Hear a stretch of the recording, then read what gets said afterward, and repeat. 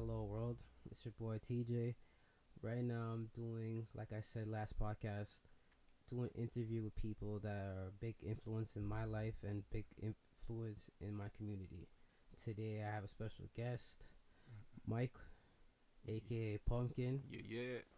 and he's gonna tell you guys how it was growing up in his era towards now, what has been doing in the community, and the changes that he has seen with food, how men interact with females, and God. So, you want to give a little backstory about yourself? Come from Jamaica. I live right now in Canada. My neighborhood is the San Pedro way. It's the way. That's the way how most of the people do around here. Live with my mom and my sister. Put it this way, I take care of my mom and my sister. Make sure things are proper with my family. The end of the day is this is one of the key things you need to live in life. You need to have as I said again, a goal is one of the most important things in anything what you do in life, and you have to have some type of structure. One of your key things of structure is your family. So whatever might happen out on road, end of the days you got to look towards family. Your family will always look for you, always take care of you, and that's my one of my key things. Other than God, that is one of my key things. Family, and that's how God operates, and that's the way I operate. Mm, that's the way you have to move. Yeah, You have to know self worth and self knowledge. yeah. If you don't have those two things in your self program, you're going to malfunction. Man. So, I wanted to talk to you about the food industry Mm, because me and you're both in the same field, yeah. but you have more experience into the field. Mm. What have you seen food wise, the quality from when you started to today? Um, Quality food wise, I've worked for a good amount of companies. I've worked for Keg Steakhouse. I've worked for hotels. I've worked for catering companies. And right now in the food industry, what I've seen things going backwards. Okay, Pe- explain. People are right now. I look at what they're doing towards food. They're actually hitting towards the nutrition side of the food value of stuff. They're not hitting the side of the comfort side of the food. What they feed people nowadays is just minimum what they need. They just feed them to say, here, you know what, this is going to be the greatest food for you at this moment. All it is, food nowadays is a trend thing. Mm. It's like you putting on clothes. It's like, you're dressing up. The food has to be dressed up a certain way, certain flavor, certain things with it. So it's not that loving food when you used to get it. Like you get a lasagna, you get a quiche, you get certain things. When you hate it, you're like, oh my God, I got to come back here. Or a nice piece of apple pie. Mm. Something what's loving and giving so it comforts you, like you're at home, like your grandmother cooked it, like your thing. It's not comfort food no more. All it is a designable food now. Everything is all designable fashion. Everything is all presentable a certain way. And if it's not done this way, it's not in style. True. That's why you see a lot of people hopping on the new thing, Mm-hmm. like quinoa Mm-hmm. or being gluten free, raw diet, or Yes. what's the two new diets out there? Keto Yeah. and all this stuff. It's a wave. They wanna like what you just said. It's what's new. Yes. If one person has success in this new diet, we all have to try it. If somebody takes out gluten in their diet, we all have to try it. To me, I'm not a follower. I want to do my own thing. But nowadays, I'm more cautious into what I put in my body because what's out there. I think it was episode 3 or 4. We were talking about the food industry, how there's a lot of thin lining nowadays. They had to process food faster for Oh, us because we are growing as a human species to the point that we cannot consumed amount of food. consume a lot of Yeah. food. Yeah. That's why you're seeing a lot of chickens that are coming disformed. You'll Sweet. see a lot of cows. meat with pus, like it's nasty. But we as people that are not in the know don't know what's going on. We still think it's the same type of beef that we're getting 25, maybe 50 years ago, but it's not. Majority of this stuff nowadays is synthetic. It's processed. It's not natural. Mm-hmm. That's the main word, natural. It's all rush, rush, rush, rush, rush. Let's clean it up real quick, sell it. That's why you see nowadays a lot of people getting sick.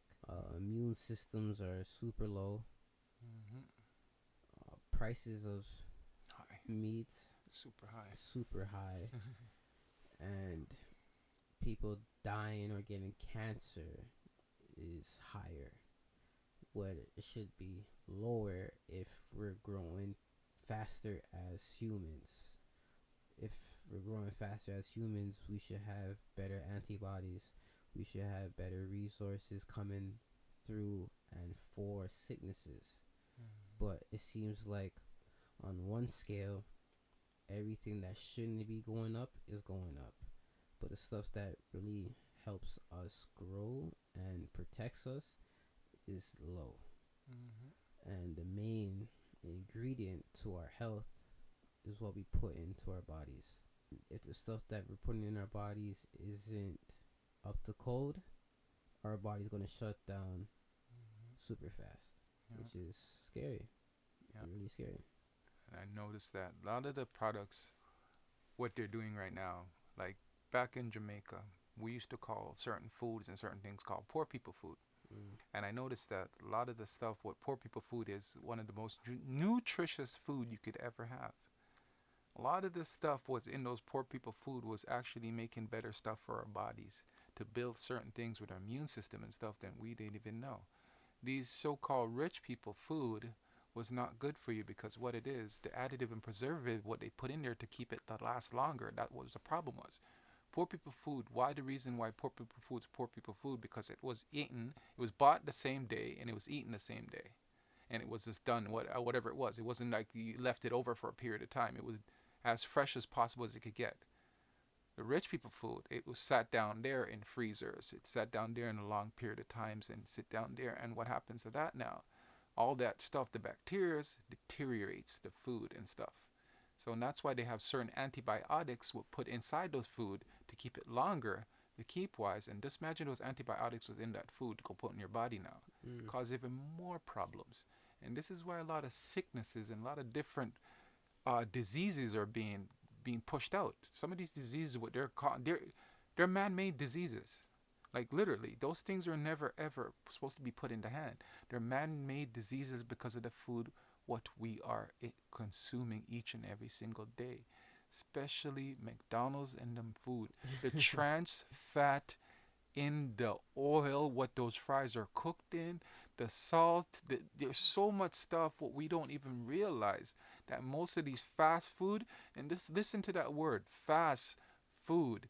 Anything what's fast for you, it's gonna do damage for you. That's one of the key things you need to really be careful. You gotta listen to the wordings, what they put in their products. That's they're telling you what it is, Yeah. but you're not listening to what the word is. You need to listen to those words what they put in the products, because the end of the day is that's what's going to do the damage of you. Anything what they put fast in there, just stay far away from it. Stay far away from it as much as possible as you can.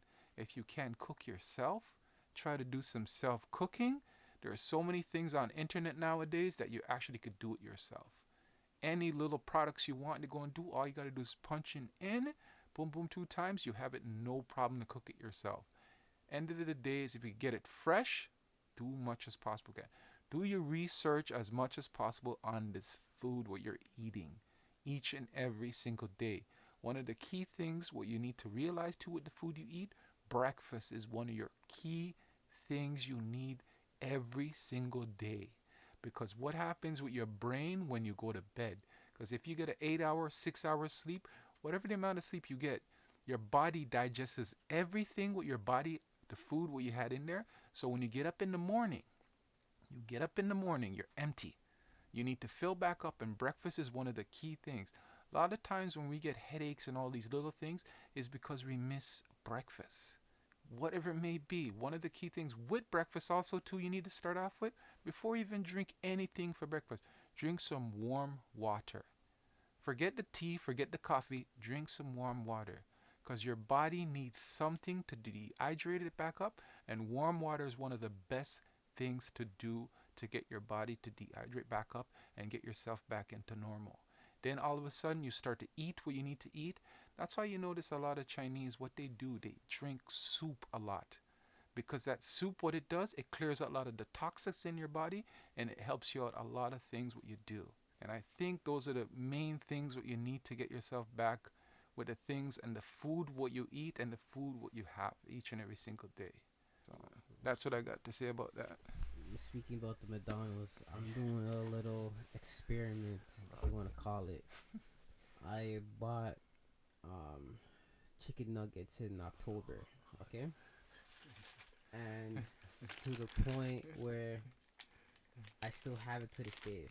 It didn't decompose, doesn't smell, nothing. It's like it was when I first bought it, in my fridge, in a little container. We're in what now? March? Yeah, we're in March right now. And it didn't change. It didn't change shape. It didn't get hard. It didn't get soft. It doesn't even smell, which is crazy. Taking the timestamp, we don't know when they produced the chicken nuggets at their factory. Then they're gonna go cook it. Then they go cook it. It goes to your house. My house until March of today, I still have this, and it looks store bought like I just bought it this morning, which is crazy. If we're talking about food, and food should be eaten at a certain time without going bad, how is this still staying store bought over the months? Preservatives, Mm-hmm. preservatives. That's the only way I can say. And if it's taking this long to break up in natural environment every day, no, it's not nothing's in it contaminating it. What's that say about when it's in your belly? Mm-hmm. Think about that. Mm-hmm. Also, I want to talk to you about what do you think is, does food still taste the same growing up until now? Nope. Food has changed so much you wouldn't believe it.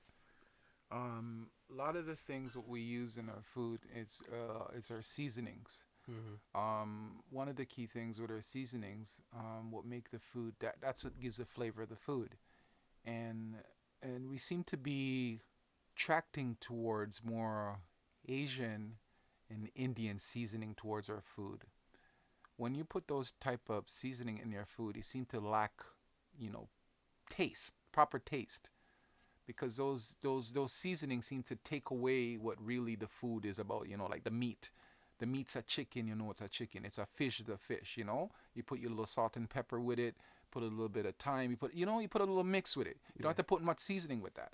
But this is what these seasoning what we're putting in our food, it masses a lot of the good taste and the good flavor of the food. Because one of the key things when you cook food, the next day when you let the food sit down and the seasoning sit in the food, that food should taste like there's no tomorrow. It should taste incredible. Mm. It should not just taste like it's rotten or it's thing what it tastes just that kind of flavor. Because the best type of food is not the food to eat right away. It's a food when it sit down. Mm. Because the season settles in it. Everything settles in it and you get to really taste the flavor. But this is my thing, my take towards food nowadays. It's just the quality of it. It's just really off from it. Like really, really off. Everything you taste, it almost tastes the same. Fish almost tastes the same. You eat chicken, it almost tastes the same. You could eat pretty much any type of meat, it almost tastes the damn same.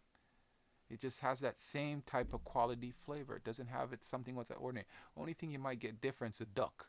You might get those other type of meats that are out there well, you'll definitely get the different kind of flavors and stuff from it. But otherwise, the rest of the other food, it seems to add up to all the one. And I think that's not a good thing. That tells you that how close the manufacturers are doing their damage towards our food. Mm. So much Jeez. preservatives, and I'm Yeah. gonna say that word again, preservative. They keep doing adding these stuff to it. They're adding coloring to the meat. They're doing all these little fast food feeding to the meat. What do you think what's going on with fast food feeding is gonna do the same thing with your body? Yeah. That's why your body can't structure with certain things around it. That's why we got allergies. Just about to say that. Ah, Just about to say that. yeah. Allergies are on the rise too. Oh yeah. Everybody's allergic to almost to everything nowadays. Majority, but people don't understand with the allergies. Majority of the allergies that you had is not by the food. It's the chemicals that they use to preserve the foods. Yeah. For example, I used to eat shellfish Can't. all the time, perfectly fine. Except one day I had it and I almost died. Hmm. I went to the doctor. I'm like, this is crazy. I eat shellfish all the time. I eat shrimp almost every day. Why is this one day I had a reaction? He told me honestly, hey, it's not the shrimp that you're allergic to. It's the way that they preserve it, and the stuff that they Chemical. inject into the shrimp. That's what you're allergic to the most. I was like, huh? Like that makes no sense. So should I be allergic to the compound that preserves it? He goes, yes, but that compound is linked with your shrimp. So you had it with the shrimp. That's why you puffed up. But I know if you had shrimp in the wild without being in the process, you probably wouldn't have had an allergic reaction. Hmm. Majority of food allergies is what they put in the food. The If it chemical. was a fabric allergy, then yes, that fabric you're allergic to. But when it comes to food, it's he told me it's like a 70% chance is what they use to preserve it. So it's like, all right, that makes sense. I'll rock with that. To this day, I don't really touch or handle shellfish without taking my pills. And even with the pills, it helps me at that time. But once the pills wear off, I start getting itchy. I Mm-hmm. think it's all a domino effect. The food people, I don't know, I could be reaching with this, but I don't care. The food gets processed with these additives and preservatives that they know may cause rashes or illnesses and allergies. So, what's the best way to combat this? A pharmacy that can make allergy pills. Mm-hmm. So, God forbid you have a severe allergy, you have to go buy an empty pen. An empty pen gives you one shot, not five, not 10, one shot. And that one tube costs of around $100. And majority of the times, they're not covered through your whole insurance. Then on top of that, you gotta buy pills. Pills range from $10 to $50, and you have to take 2 to 4 at a time. That right there, a case usually holds about 10 to 35 pills. If you had to take 2 to 4 pills at a time so you don't have your reactions or swell up, it's costly. I think it's a domino effect. They know what's going on, so these pharmacy companies will make the antidote. You have to get these antidotes to make sure your life's well. That's what I think, man. How about you? Tell you the truth, you're right on point when it comes to that. End of the day, pharmacy is one of the biggest, biggest, richest company in the world right now. They make billions of dollars because what it is, what they do, it's all adds up to the food. Everything what we take in is all the process of the food what we take in our body, and that's what causes a lot of our allergies. I have one of my chef them at my workplace. He's also allergic to shellfish. He's not even allergic to the shell, the actually the shellfish. He's allergic to the chemicals what they use in the shellfish. He can't even be around it. If he's literally around it, he starts to turn red. He starts to scratch. His bumps and stuff start to get. If it's in an air around by him, he's he's in danger right there already. He's already starting to cough up and stuff. That's how bad he is. And I'm telling you, it's such a dangerous thing that what it is, it's it's what they create for us. Mm. They create this thing that we always need some type of pill. No matter how we think in this world that we don't need some kind of drugs, we need drugs. Because the end of the day is what we eat in our body causes us to need these drugs to better ourselves. Myself right now, I have stomach problems. My stomach, it the acids and stuff builds up too much. So what happens now? I have to take a pill in the morning for the whole day to get that acid to keep down for a period of time. Any type of food I eat, I have to be very careful what I eat. So if I eat certain food that are very acidy, it's going to cause me a problem for the day. So I have to cut out tomato, I have to cut out oranges, I have to cut out so many different types of stuff to make sure that my acid's proper. And one of the problem why my acid got so bad is again with the food eating again. The thing is, I did not eat breakfast in the morning. I did not eat certain food at certain time. I would eat late night for food, and then after eating the food, I was so tired I drop asleep. That's the worst thing to do. Yeah, it's build up. Sleeping when you just finish eating. What happens with your body? It does so much damage you wouldn't believe it. Your acid just can't, because your body, as I said again, it's working. Even when you're sleeping, it's working like crazy because it's breaking down all that food. So when it gets back up again, it wants some more again. And it's like, cool. And then you're like empty again. And one of the key things, when you eat 1 or 2 meals a day, it's not good for you. Very not good for you. If you can, as much as possible as you can, try to eat 3 to 4 meals a day. Don't have to be big meals. Just got to be small enough meals that it does the job that it fills you. Don't overfill yourself. Yeah. That's the problem with us. We seem to overfill ourselves with too much things. So that too much thing, your body's working overtime now to break those all things down. Just eat just enough. That's the thing what I'm noticing with us nowadays. Yeah. Glutton. Yeah. Too much Uh, that we want to take in at one time. But you have a point. uh, Eating, then sleeping, it's bad for your body. You need a good 30 to 2 hours to digest. digest all of that before you go to bed, because it's going to sit. It's going to sit and it's not going to be rotating into your body. Your body can't properly absorb it. So that's a pro tip. After you eat, don't sleep. Move around a little bit. Do a little exercise. Drink water. Then go to bed. Leaving from the food